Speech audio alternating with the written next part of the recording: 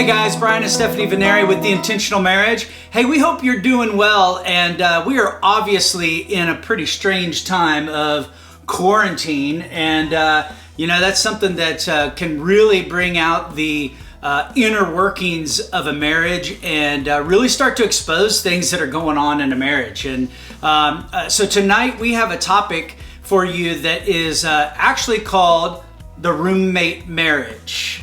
And literally, we are like roommates right now, locked inside of a home, right? I mean, with this stay-at-home order in place, and one of the things that we have really started to figure out about what makes a roommate marriage outside of quarantine is just a complacency that really starts to set in a relationship. What's your thoughts about that, Steph? Yeah, I find that when we get complacent in our relationship and in our marriage, I just find that sometimes we just get so much into our comfort zone that we take each other for granted. We seem to just not even really just even acknowledge one another. And because we're so much into that comfort zone that we almost just like we're oblivious to each other. We just kind of walk by each other and just, and it's just not even...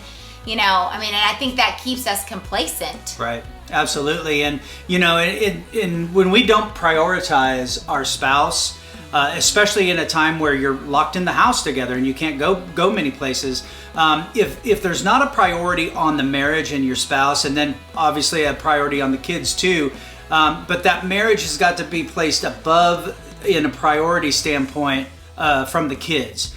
So really, that's true. It's like this comfort zone sets in, and we take each other for granted, and the spouse just doesn't get prioritized. But one of the things is we have to really start acknowledging what does complacency look like in the marriage. And when we start to ignore, as Steph was mentioning, when we can get really critical with each other. Because our patience is being tested. There's this place where we start to get into a blame shifting with each other. And it's really easy to go to well, you did fill in the blank, right? Or start pointing the finger at each other and blaming each other for things that may or may not be reality. But the reality is, if we go to a blaming standpoint, it's just destructive to the marriage. And then you start putting up your defense mechanisms and stuff. Absolutely. And I will say sometimes, when we go to that blame game, sometimes it's not even about the other person. It's sometimes it triggers that happen, maybe that are from our past, that maybe that's happening in the marriage, but it's not necessarily about your spouse. That old baggage starts to creep in, doesn't it? Yes, yeah. For sure. Absolutely. So how do you think we get out of the complacency in the marriage, Steph? I would definitely, number one thing, for me, I know for me that really helps me is prayer time with God, okay? Because it helps me get my priorities in line and what's most important. Being really intentional with our marriage and making time, taking that time out to acknowledge you, time to, just be with you, us spending time together. Affirming, yeah, absolutely. And one of my love languages is affirmation. Absolutely. So I definitely love to do that and or need that. And then another one is serving each other, and how, like just me, for example, just making you lunches during the day, just getting your stuff ready to go for the mornings for, you, because you're able to still work right now. So you're able to go do that. So life hasn't changed all that much for you, at this point in time, although it has, but it hasn't. Right. But just serving you and getting out of my selfish ways and serving you and helping you out.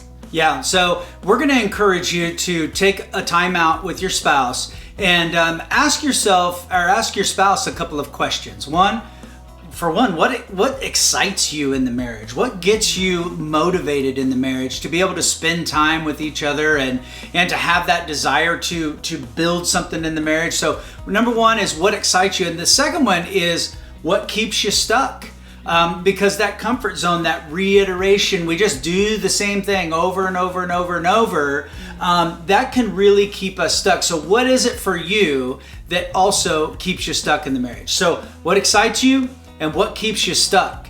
And my guarantee is that you'll take that step to start discussing those in the marriage. You're going to see growth happen. What's your thoughts? Yeah, and communication. It's so important right now to communicate. And this is a great way to communicate, because sometimes, just even bringing up those topics is like something we don't talk about all the time. So just being able to communicate with one another, just opening up with one another. And the other day I was reading a podcast or listening to a podcast, and they asked it in the podcast, they're like, when was the last time you did something romantic or thoughtful for your spouse? And I just really had to think about that. We have our date nights every week and stuff, but it was just like, okay, when was the last time? So I ask you, when was the last time you did something thoughtful for your spouse?